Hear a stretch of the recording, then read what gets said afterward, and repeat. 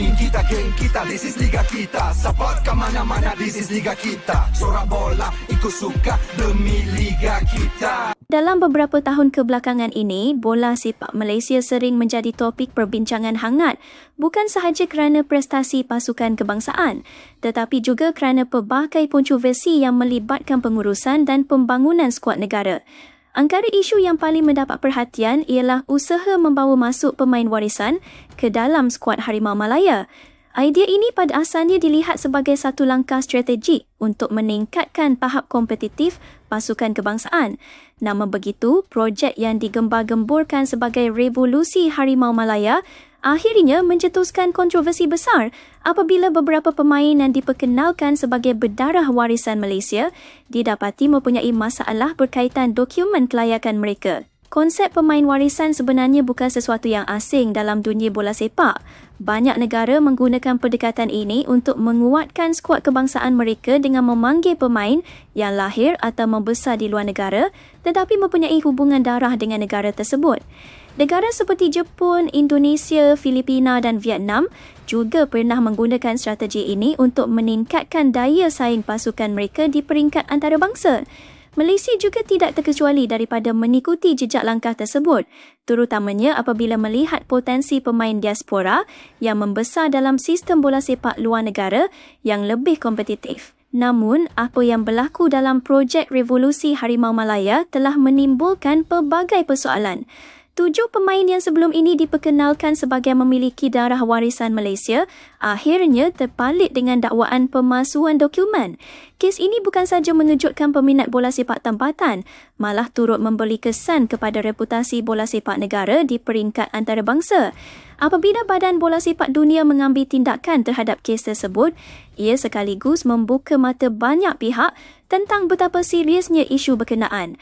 Rayuan yang dimukakan bagi mempertahankan kes pemain tersebut akhirnya tidak berjaya mengubah keputusan yang telah dibuat, sekaligus mengesahkan bahawa terdapat masalah dalam proses pengesahan dokumen yang digunakan. Kontroversi ini menjadi lebih memerancatkan apabila ramai pemerhati bola sepak tempatan mula mempersoalkan mengapa projek revolusi tersebut begitu agresif mencari pemain warisan di luar negara, sedangkan terdapat beberapa pemain yang memang diketahui mempunyai darah keturunan Malaysia tetapi tidak pernah diberikan perhatian serius. Nama-nama seperti Stuart Ward, Nick Svirat, David Rowley, Ryan Lambert, Declan Lambert, Hong Wan, Richard Chin dan Anwar Cisse sering disebut sebagai contoh pemain warisan yang benar-benar mempunyai kaitan keluarga dengan Malaysia tetapi tidak pernah dijadikan sebahagian daripada projek revolusi yang begitu banyak dipromosikan sebelum ini. Kisah pemain-pemain ini sebenarnya menarik untuk diteliti kerana mereka mewakili generasi pemain diaspora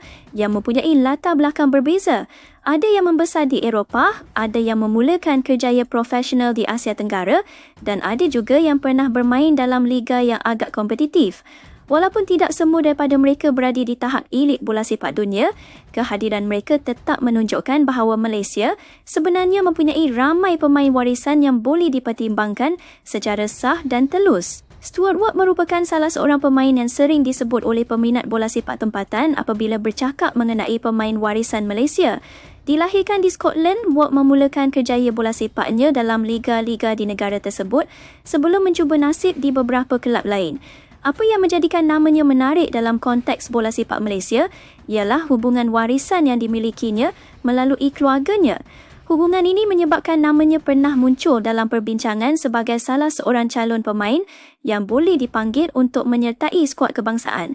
Walaupun peluang tersebut tidak pernah benar-benar menjadi kenyataan, ramai peminat percaya bahawa Ward sekurang-kurangnya pernah menunjukkan minat untuk mengenali akar keturunannya di Malaysia. Selain Ward, nama Nick Svirat juga sering muncul dalam perbincangan mengenai pemain warisan Malaysia.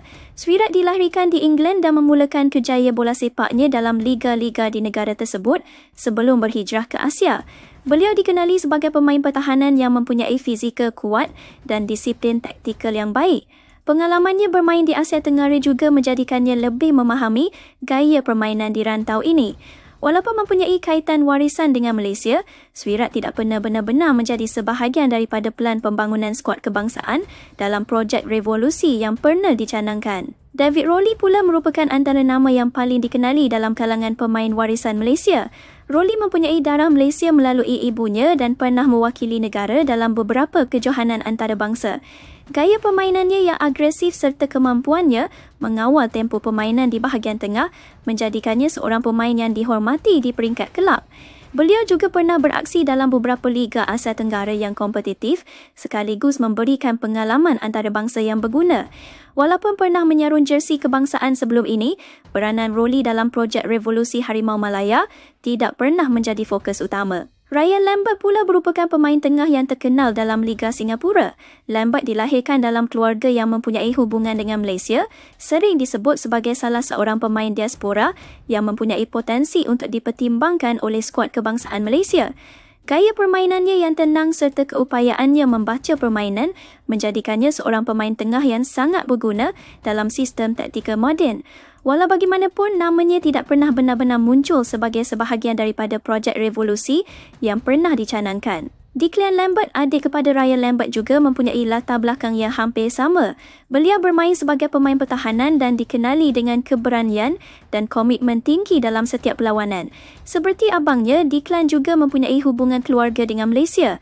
Namun sehingga kini, beliau tidak pernah dikaitkan secara serius dengan sebarang usaha membawa masuk pemain warisan ke dalam skuad kebangsaan. Dalam kalangan nama yang disebut oleh peminat bola sepak tempatan, Hong Wan mungkin antara pemain yang paling menarik perhatian. Beliau adalah adik kepada bekas pemain kebangsaan Malaysia, Hong Yong Chun, yang pernah menjadi tonggak penting dalam skuad Harimau Malaya. Hong Wan membesar di England dan menjadi sebahagian daripada akademi kelab bola sepak di negara tersebut. Pengalamannya dalam sistem pembangunan pemain muda di Eropah menjadikannya seorang pemain yang mempunyai asas teknikal yang baik. Walaupun mempunyai hubungan keluarga yang jelas dengan Malaysia, namanya lebih tertumpu kepada kelab-kelab luar negara dan namanya tidak pernah benar-benar muncul sebagai sebahagian daripada projek revolusi yang pernah dicanangkan. Richard Chin pula merupakan pemain tengah yang dikenali dalam Liga Singapura. Chin mempunyai latar belakang keluarga yang mempunyai kaitan dengan Malaysia sekaligus menjadikannya salah seorang pemain diaspora yang sering disebut oleh pemerhati bola sepak tempatan. Beliau dikenali dengan kebolehan teknikal yang baik serta visi permainan yang matang. Walaupun tidak pernah menyatakan secara terbuka keinginan untuk mewakili Malaysia, ramai peminat percaya bahawa pemain seperti Chin sekurang-kurangnya patut dipertimbangkan dalam usaha mencari pemain warisan yang benar-benar sah. Nama terakhir dalam senarai ini ialah Anwar Cisse. Beliau merupakan pemain yang mempunyai latar belakang keluarga yang unik dan mempunyai hubungan dengan Malaysia. Cisse dikenali sebagai pemain serangan yang mempunyai kelajuan dan kekuatan fizikal yang baik. Walaupun tidak begitu dikenali dalam kalangan peminat bola sepak tempatan, namanya tetap muncul dalam perbincangan mengenai pemain diaspora yang mempunyai kaitan dengan Malaysia. Kesemua pemain ini mempunyai satu persamaan yang jelas, iaitu mereka mempunyai hubungan darah atau latar belakang keluarga yang boleh dikaitkan dengan Malaysia. Walaupun tahap kerjaya mereka berbeza-beza, kehadiran mereka tetap menunjukkan bahawa Malaysia sebenarnya mempunyai ramai pemain warisan yang boleh dipertimbangkan secara sah dan telus. Bola sepak Malaysia sebenarnya mempunyai potensi yang besar jika diuruskan dengan betul. Gabungan pemain tempatan yang bertalan dengan pemain warisan yang sah boleh menjadi formula yang berkesan untuk meningkatkan tahap kompetitif pasukan kebangsaan. Namun apa yang lebih penting daripada semua itu ialah integriti dalam setiap keputusan yang dibuat.